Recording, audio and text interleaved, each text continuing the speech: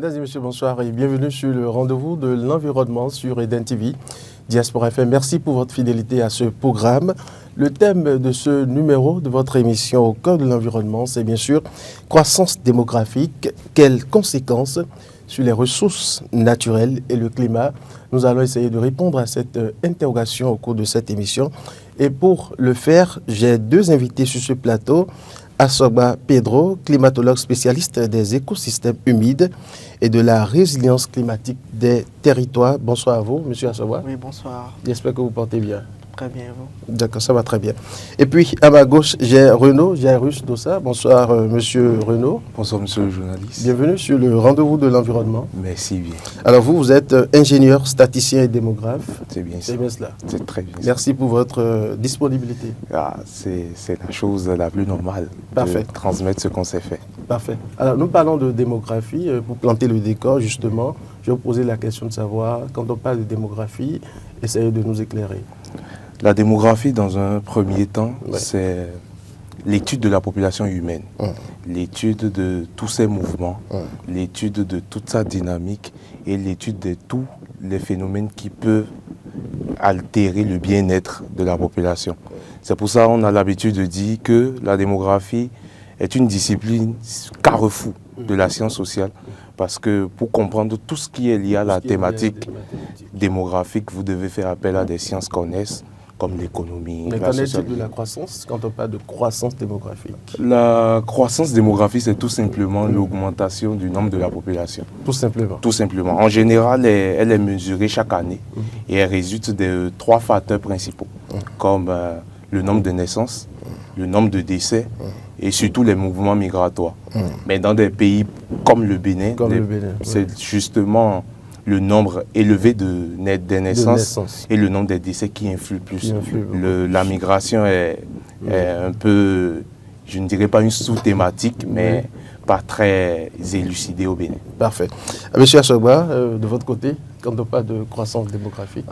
La croissance démographique, c'est l'augmentation du nombre d'habitants d'un pays, d'une région sur une période donnée. Et elle se mesure généralement grâce au taux d'accroissement naturel, comme l'a dit mon ami Renaud, qui sont les naissances et les décès, et est souvent influencé par les migrations. Mais au Bénin, comme il l'a dit, c'est souvent le taux d'accroissement naturel, les décès et les naissances. Alors, mais quel est ce lien que nous pouvons établir entre cette croissance et puis la consommation des ressources naturelles? Aujourd'hui, plus la population augmente, plus les besoins en eau potable, en nourriture, augmente également. En terres cultivables, en bois, en énergie, en matières premières augmentent. Ce qui fait qu'il y a souvent une surexploitation des ressources naturelles, une fragmentation des écosystèmes et une baisse de la capacité des lieux naturels à se régénérer. À se régénérer. Oui. OK.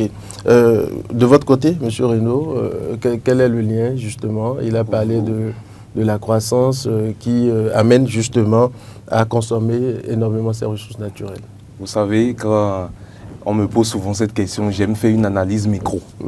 C'est-à-dire quand vous prenez un individu doit se nourrir, se déplacer, se vêtir.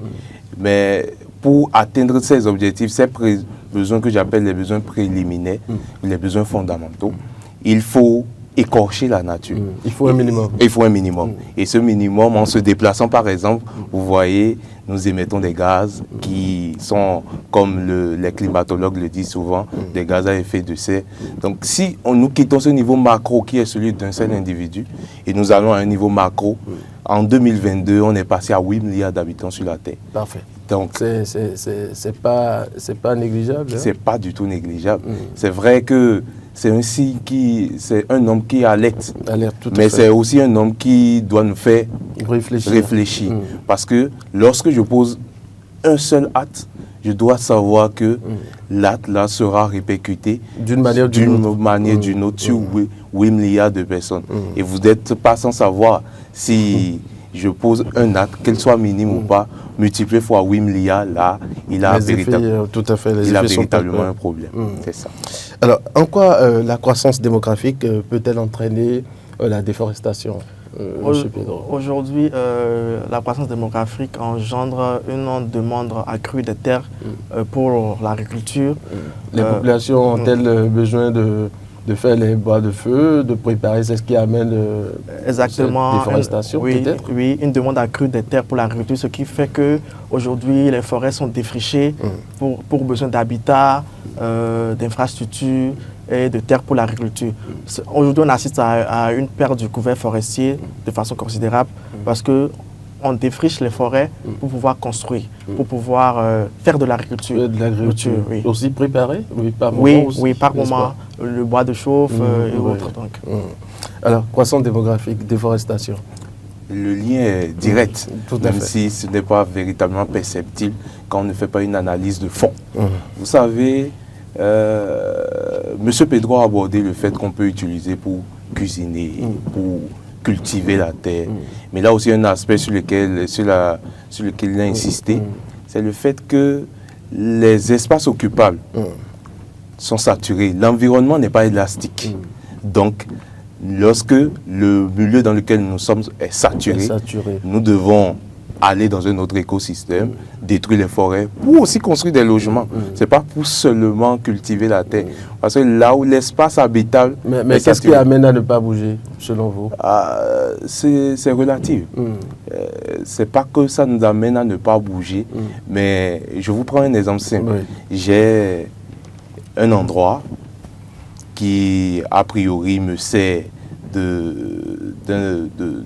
vaquer à mes occupations. Pour vaquer à mes occupations. J'y plante des trucs, j'ai un espace pour faire l'agriculture. Mais à un moment, ma famille est tellement nombreuse que je décide, l'espace que je réserve pour faire l'agriculture, je prends une partie pour construire une maison, pour quand même désengraisser l'endroit qui nous sert. Donc parfois, c'est les conditions qu'il impose. Bien évidemment, ce sont les conditions. C'est pour ça, quand on s'attaque aux chiffres de la population, pour moi, spécialiste des questions de la population, je dis que ce n'est pas l'effectif de la population en soi qui est un problème, mais c'est le mode de consommation, nos modes de vie qui entraînent en réalité ces problèmes qu'on constate. Est-ce que ce n'est pas aussi dû au manque de sensibilisation, ce qui amène peut-être la population à persister dans la déforestation? Vous savez, je voudrais reprendre quelqu'un qui dit que l'éducation est l'arme la plus puissante au monde. Et la sensibilisation s'impose à nous. Parce que celui qui ne sait pas le mal qu'il fait sera... persister.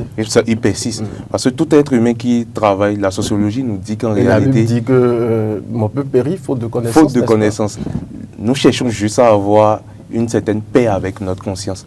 Mais donc, une fois qu'on sait au fond de nous que ce qu'on fait est mauvais, nous devions changer.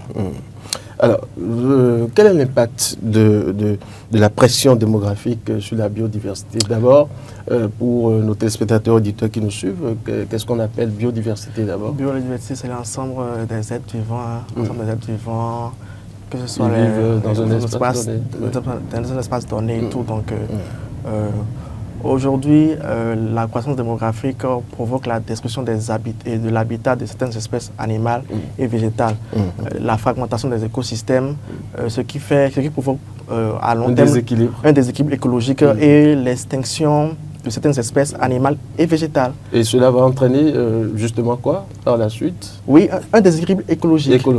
Parce que supposons qu'il y avait des animaux qui vivaient dans un espace donné. Il n'y a plus ces animaux-là. Et après, supposons qu'on prend l'exemple, je donne l'exemple très simple, carnivore, herbivore et tout. Donc, si ce carnivore avait l'habitude, par exemple, de manger telle espèce et tout, il n'y a plus cette espèce-là, il y aurait un déséquilibre écologique là. Alors que ces espèces jouent d'une manière ou d'une autre au sein de l'environnement. De l'environnement et de la chaîne alimentaire. Alors, pression démographique, biodiversité. On parle de biodiversité. La biodiversité est largement secouée. C'est ça. Vous savez, la biodiversité, c'est la richesse vivante. Les plantes, les animaux, l'écosystème. Nous dépendons de tout ça. Vous savez, il est déjà allé loin. Il a pris l'exemple des carnivores et des herbivores. Et je vous prends un exemple simple. Nous pouvons se retrouver dans des cas où un être humain décide que moi, je ne mange que du poisson. Lorsqu'on est en pénurie. Il y a quand même des individus qui sont dans cette optique-là. Bien évidemment. Dans cette optique, lorsque ces gens ne retrouveront plus le poisson, c'est que d'un point de vue physiologique, il y a un problème. Il y a un problème. Et donc, quand on matérialise ça à notre niveau même, c'est que cette perte de biodiversité, le fait qu'on occupe des espaces qui sont déjà des habitats naturels, à un moment, les espèces qui y vivent vont naturellement disparaître. Parce qu'ils ont été créés pour vivre dans des espaces comme ça. Donc, il y a un lien plus que logique entre croissance démographique et perte de la biodiversité. Alors, cette expansion aussi affecte les terres agricoles, vous confirmez? Oui, c'est clair. C'est l'exemple que je venais prendre, j'ai pris tout à l'heure. Par exemple, j'ai une terre agricole et le fait que l'espace qui me sert de terre, d'espace d'habitation, l'espace d'habitation devient restreint, alors je puise dans l'espace agricole qui est là, les terres agricoles. Ça crée autre problème. Ça crée autre problème. Parfois, vous savez, nous agissons de façon spontanée, mais c'est peut-être la meilleure terre agricole que j'ai eu à utiliser comme espace d'habitation. Parce que, naturellement, quand vous prenez un paysan lambda, il n'a pas le temps de faire une étude d'impact et une étude de sol pour pouvoir dire que, bon, cette partie n'est plus très riche, donc je peux m'installer là-bas. Donc, c'est ce qu'on peut observer.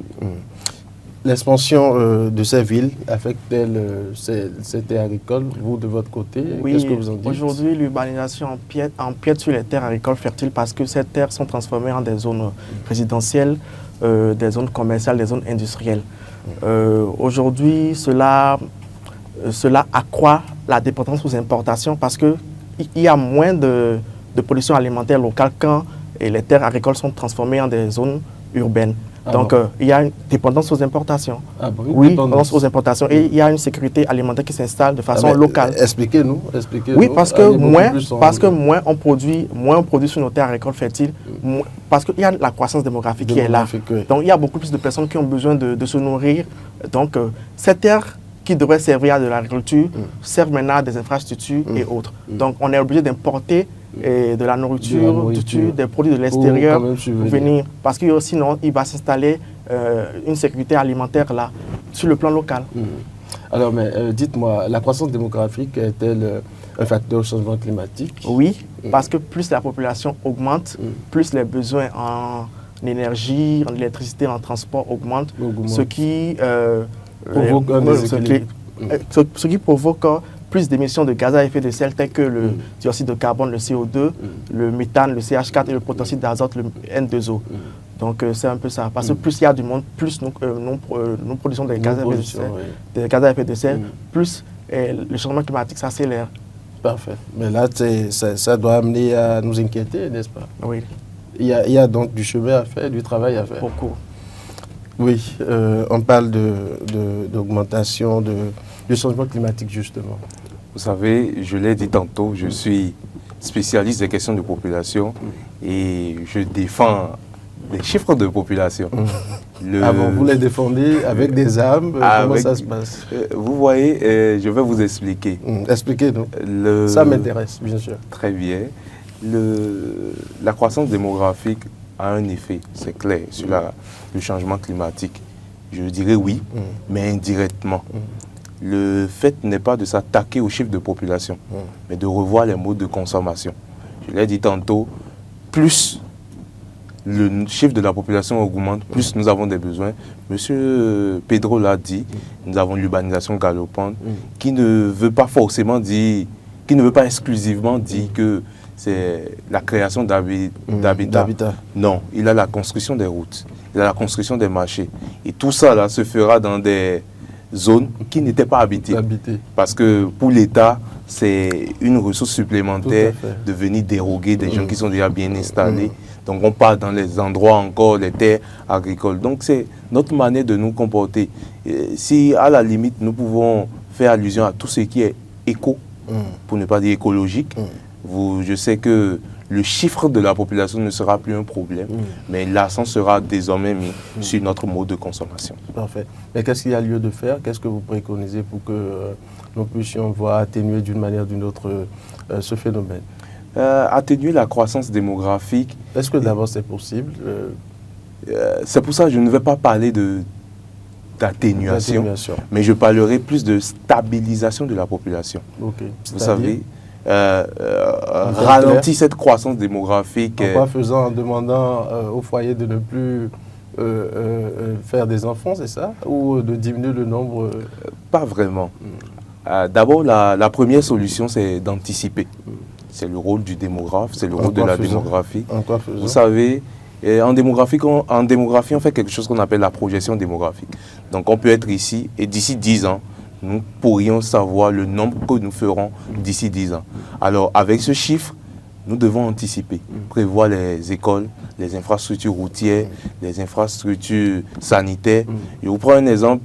Nous constatons que, contrairement, quand je prends Glojigbe, avec l'installation de la GDIZ, la zone économique, ça va attirer beaucoup de monde. Tout à fait. Donc d'ici 10 ans, les jeunes quittent de par tous les coins et recoins du Bénin pour venir s'installer. Aller aux alentours.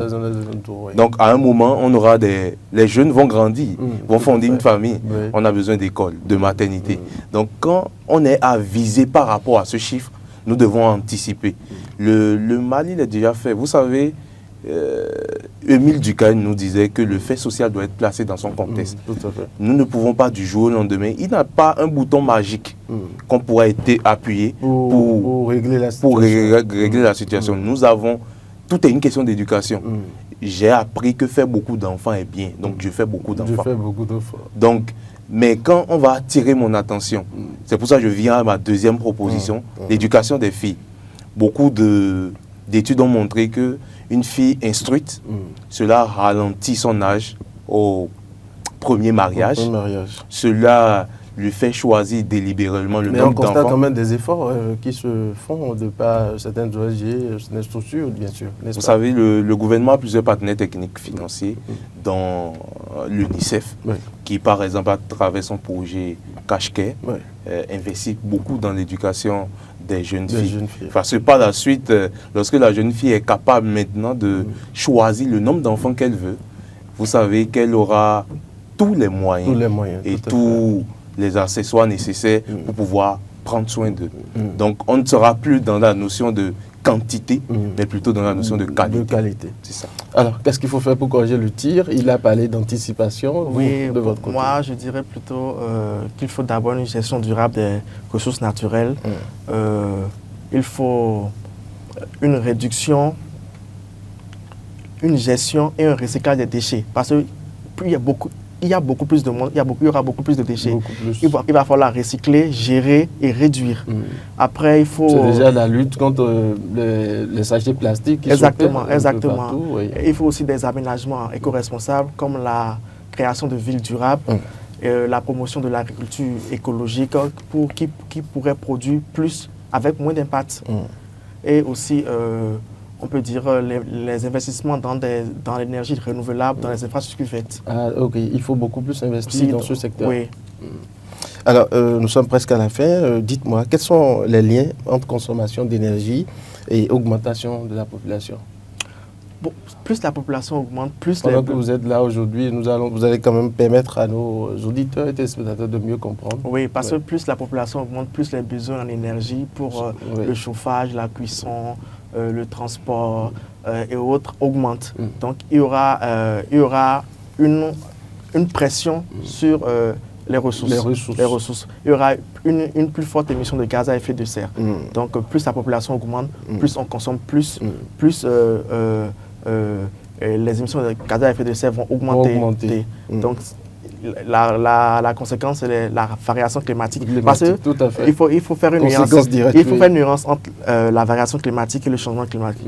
La variation climatique, c'est les fluctuations climatiques quotidiennes. C'est minimum, c'est sûr, peut-être une journée, une semaine, des mois, peut-être 30 ans. Mais le changement climatique, on observe le changement climatique sur au moins 100 ans, au moins 2 normales. Parce qu'une normale en climatologie, ça fait 30 ans. Donc, il pour dire qu'il y a changement climatique, c'est au moins sur 100 ans. Et nous subissons déjà les Oui, on risques.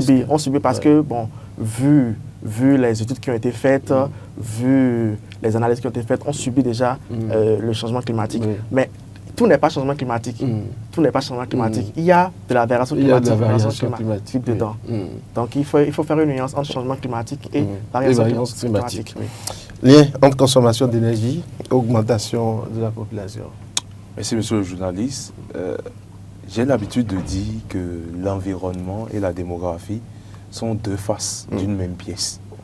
Et vous savez, dans un contexte de, comme on le dit les spécialistes d'environnement, dans un contexte d'énergie fossile, plus de demandes en charbon, en gaz, tout et tout, nous allons nous retrouver dans un contexte où plus la demande elle est accrue, plus la pression se fera sentir sur les ressources, qui sont d'abord limitées.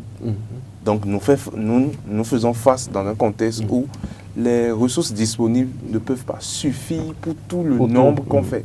Donc, une fois que les ressources sont limitées, alors lorsqu'on exerce assez de pression, et le vide ou le problème se fera directement ressenti. D'accord. Alors, j'ai bien envie de vous poser cette question. Quel rôle joue l'éducation et la planification familiale dans la gestion démographique?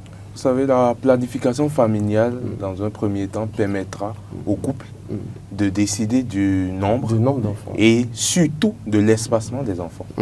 Et partant de ce postulat, c'est qu'un couple peut décider, je fais 2 enfants et l'aîné aura 5 ans d'écart avec le second. Et partant de là, ils peuvent planifier le devenir de ces enfants.